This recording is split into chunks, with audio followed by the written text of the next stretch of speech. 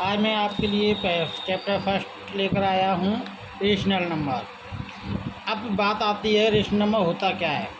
Rational number वो number होते हैं जो ऐसे नंबर p अपॉन क्यू के रूप में लिखे हों। p मीन्स होता है यहाँ न्यूमरेटर और q मीन्स होता है डिनोमिनेटर।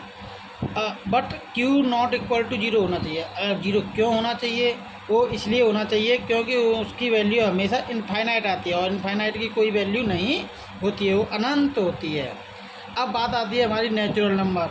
नेचुरल नंबर क्या होते हैं कि जो ऐसे नंबर जो 1 से स्टार्ट होते हों और वो नंबर जो 0 से स्टार्ट होते हों उसे बोलते हैं होल नंबर, और वो नंबर जो माइनस और प्लस में और जीरो इंक्लूड दिए हों उसे बोलते हैं इंटीजर। और रेशनल नंबर में सभी नंबर आ जाते हैं, लेकिन all natural number whole number हो सकते हैं, लेकिन वो होल नंबर नेचुरल नंबर नहीं हो सकते हैं। इसी तरह से ऑल होल नंबर इंटीजर हो सकते हैं, बट इंटीजर होल नंबर और नेचुरल नहीं हो सकते हैं। मीन्स ऊपर से नीचे की ओर आते हैं वो नहीं होंगे, लेकिन नीचे से ऊपर की ओर जाएंगे तो वो हो सकता है। अब इसमें कुछ प्रॉपर्टी होती हैं। अब प्रॉपर्टी रेशनल नंबर में जैसे फर्स्ट प्रॉपर्टी क्या है, क्लोजर प्रॉपर्टी। अगर आप दो रेशनल नंबर लेते हैं, जैसे एक ले लिया ए और सेकंड ले लिया बी, अगर इनका सम करते हैं तो तीसरा नंबर जो आएगा वो भी रेशनल नंबर होना चाहिए। इसी तरह से एक कम्यूटेटिव प्रॉपर्टी का मीन मतलब है कि कोई भी नंबर हम इधर से उधर बदल देते हैं तो उसका आंसर हमेशा सेम रहता है।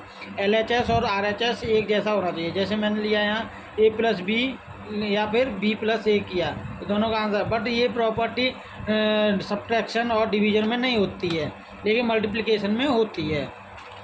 नेक्स्ट प्रॉपर्टी आती है आपकी एसोसिएटिव प्रॉपर्टी। इसको एक नाम से और जानते हैं, ग्रुपिंग प्रॉपर्टी। इसका नाम दूसरा अदर नेम है ग्रुपिंग प्रॉपर्टी। ग्रुपिंग प्रॉपर्टी इसलिए कहा है क्योंकि इसमें ब्रैकेट सॉल्व होता है पहले, जैसे a प्लस बी किया और प्लस सी, और उसी तरह से a प्लस बी प्लस सी। यहाँ पर a और b में ब्रैकेट लगा दिए, यहाँ पर b और c में ब्रैकेट लगा दिए। जैसे मैंने कोई नंबर ले लिया फॉर एग्जांपल 1 और 2 और 3, इधर भी 1 2 3, इधर पहले ब्रैकेट सॉल्व किया 3 आ गया, यहाँ भी 3, इधर 2 प्लस 3 किया 5 आ गया। दोनों का आंसर सेम आया, यस। अब इसी तरह से रोल ऑफ जीरो को हम किसी में मल्टीप्लाई करते हैं या ऐड करते हैं तो उसका रोल क्या होता है। अब अगर हमने किसी भी नंबर में जीरो को ऐड करते हैं तो वो इट्स सेल्फ खुद वही नंबर आ जाता है जिसमें ऐड कर रहे हैं हम, और मल्टीप्लाई करते हैं तो वो नंबर जीरो बन जाता है। चाहे हम जीरो मल्टीप्लाई 1 करें या जीरो मल्टीप्लाई a करें, कुछ भी करो, जीरो में किसी भी नंबर का मल्टीप्लाई करते हो वो जीरो आ जाता है। फिर आता है आइडेंटिटी रोल ऑफ 1 मल्टीप्लिकेशन में। अगर 1 का मल्टीप्लाई किसी भी नंबर में करते हैं तो हमेशा वही नंबर आ जाता है, सेल्फ आ जाता है। जैसे मैंने यहाँ किया है, आप देख रहे हो कि 1/2 का मल्टीप्लाई 1 में किया है या 1 का मल्टीप्लाई 1/2 में किया है, तो हमारा आंसर क्या आता है, रिजल्ट निकल के आता है सेम 1/2। फिर उसके बाद आती है डिस्ट्रीब्यूट प्रॉपर्टी। डिस्ट्रीब्यूट प्रॉपर्टी का मतलब होता है बांटना। कैसे बांटना, जैसे मैंने ए को यहाँ पर बी के साथ बांट दिया और ए को फिर सी के साथ बांट दिया है। यहाँ प्लस माइनस इसलिए लिया है क्योंकि ये प्लस माइनस में ही प्रॉपर्टी होती है। तो ए का मल्टीप्लाई बी के साथ कर दिया और फिर ए का मल्टीप्लाई उसके बाद सी के साथ कर दिया है। अगर पॉजिटिव दिया है तो पॉजिटिव लेना है, अगर निगेटिव दिया है तो निगेटिव लेना है। इस तरह से ये प्रॉपर्टी होती हैं। फिर आता है उसके बाद में रेसिप्रोकल का मतलब होता है कि जो नंबर गिवन दिया हो उसका उल्टा करना। उल्टा जैसे मैंने a और b लिया है और डिवाइडेड बाय c और d, अब ये बाद वाला जो नंबर लिया है उसका उल्टा हो जाएगा और इसका साइन चेंज हो जाएगा, डिवाइड की जगह मल्टीप्लाई हो जाएगा।